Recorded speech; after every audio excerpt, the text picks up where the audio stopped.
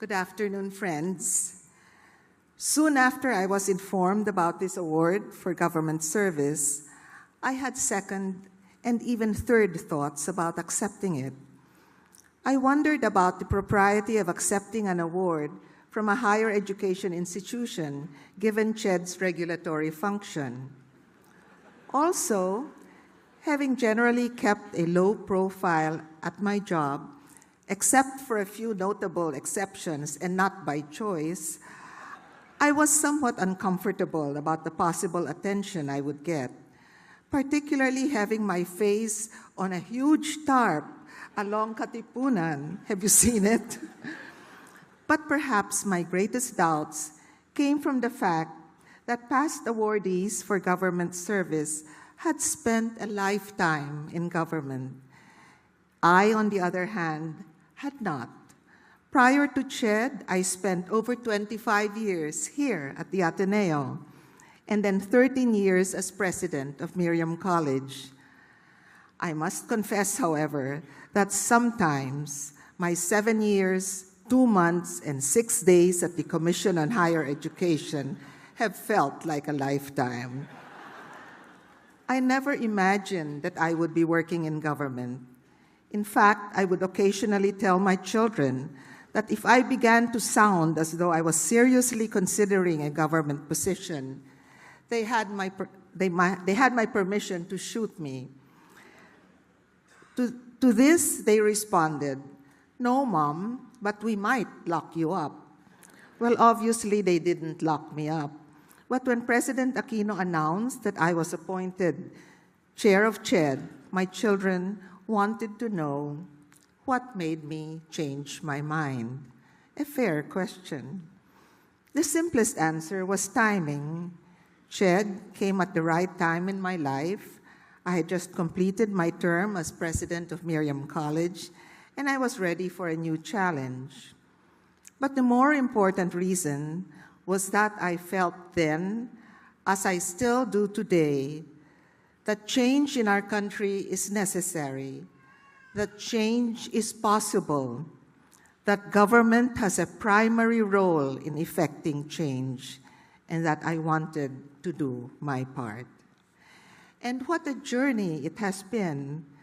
There is nothing more exhilarating than commitment to a grand vision, the dream to achieve what the country and our people so desperately need, but nothing more disappointing than the reality of bureaucratic stumbling blocks, political pressure, and yes, corruption.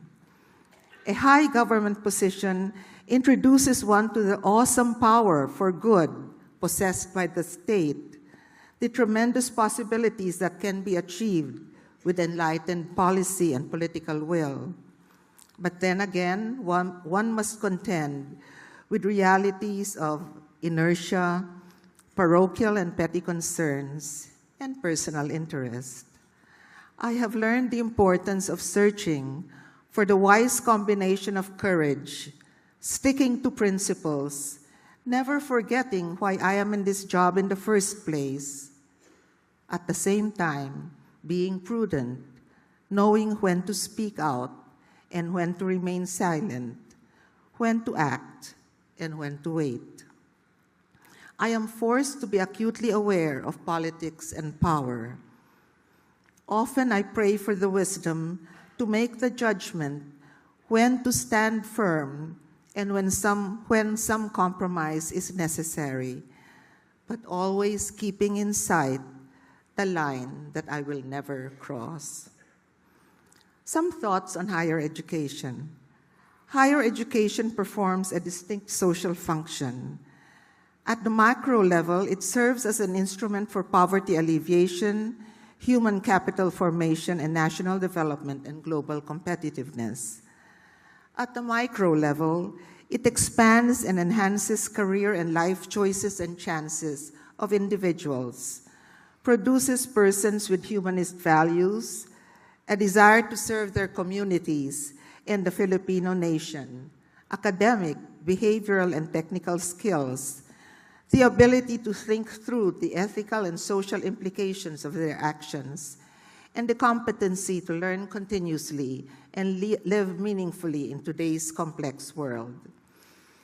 Philippine higher education has deeply entrenched problems: limited access to quality education for the deserving poor and disadvantaged, commercialization of higher education, as seen in the unchecked proliferation of higher education institutions, both private and public, deteriorating quality that has led to skills-jobs mismatch, low productivity in research and development, and a deficient science and innovation culture, and questionable and corrupt practices in the higher education system.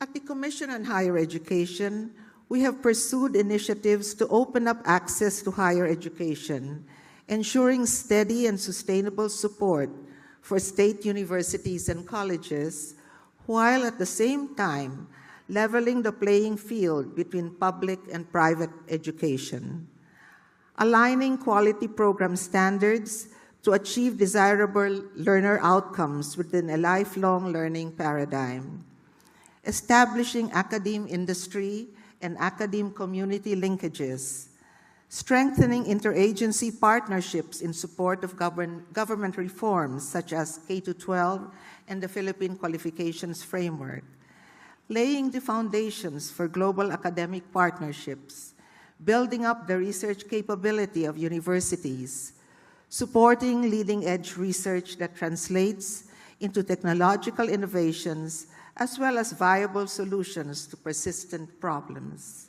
and addressing transparency and governance issues in public higher education institutions and the bureaucracy of CHED. But our work is not without its perils. On a regular basis, we at CHED face damage to property from rallies held year-round. Lawsuits are also part of the landscape, and even death threats. I have learned to deal with these as predictable forms of harassment that come with the territory of reform. And while the acts of the bad guys, the crooks, the goons, and the bullies can be disturbing, strangely enough, I find that I am even more upset with the so-called good guys, or people I expect more from, who can be disappointingly self-serving, protecting their narrow interests against the larger good. Sometimes my children express concern for my safety and my health. I assure them that I am really okay, and that an occasional adrenaline rush can actually be a good thing. I remind myself, and let me remind all of us in this hall, most of whom are in education, that the Philippines has a population of over 100 million, 50% of whom are young. There are close to 4 million students in higher education and growing. We are dealing with the massive core of Filipino men and women on the threshold of adulthood, which forms the country's rich talent pool. The challenge of actualizing the potential of this vital segment of the country's human capital is indeed daunting, but tremendously exciting and inspiring. I thank the Ateneo for this award. But while I am honored and grateful for the recognition, in truth, I have simply been doing my job. I will admit that this award comes at a time when things on the job have been a bit crazy. Thank you for the much-needed encouragement and for strengthening my resolve to continue doing my job and doing it right. Thank you and good afternoon.